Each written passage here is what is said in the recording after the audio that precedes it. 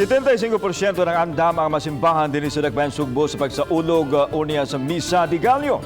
Samtang kapin 160 ka mga pulis andam alang sa special deployment sa mga dagkong parokya sa Dakbayan. Si Chelo Valiana sa report. Gipahibaw ni Konsehal Dave Tumulak, chairman sa Committee on Risk Reduction and Management sa Konseho sa Dakbayan sa Sugbo, nga dunay mga simbahan nga magsaulog og duha ka misa di Gallo gawa sa anticipated mass niini. Nasusi na usab sa Dakbayan ang kaandam sa mga simbahan. Naglakip sa mga markings, naglakip sa mga signages, ug nanataron sa process pag-disseminate sa information sa mga scheduled masses. Usa ang St. Joseph de Patriarch Parish sa Barangay Mabolo nga dunay duha ka schedule sa misa di Gallo.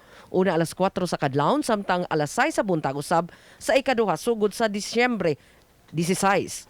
Laing nobina sa Pasko usab ang saulogon alas 7:30 sa gabi sa pagka Disyembre 15 kun ug mga adlaw. Dako gid daghang kay barangay nga naisakop niya, wala nga dunay duha ka mga misa, doon na say usa sa simbang gabi. Samtang nagtagana og 164 ka police personnel ang Cebu City Police Office alang sa special deployment. Matod ni Police Lieutenant Colonel Wilberto Parilla, Deputy City Director for Operations sa Cebu City Police Office, nga ipakatap sila sa mga dagkong parokya sama sa simbahan sa Mabolo. Ubos sa jurisdiction sa Police Station 4 sa Mabolo, ang St. Joseph Parish, Carmelite Monastery, San Carlos Seminary College ug ang Archdiocesan Shrine of St. Therese of the Child Jesus. Matod ni Parilla nga abagan gihapon nila ang mga simbahan sa pagpatuman sa health protocol.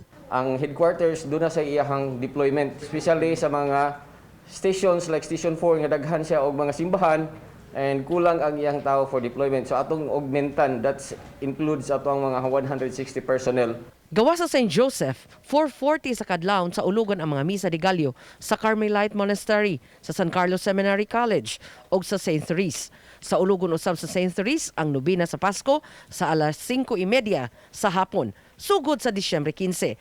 Hinuon habig sa St. Therese Parish, may mga volunteer na silang gitahasan sa paggiya sa mga tao nga padung mugawas sa simbahan aron kalikayan ang pagdasok niini.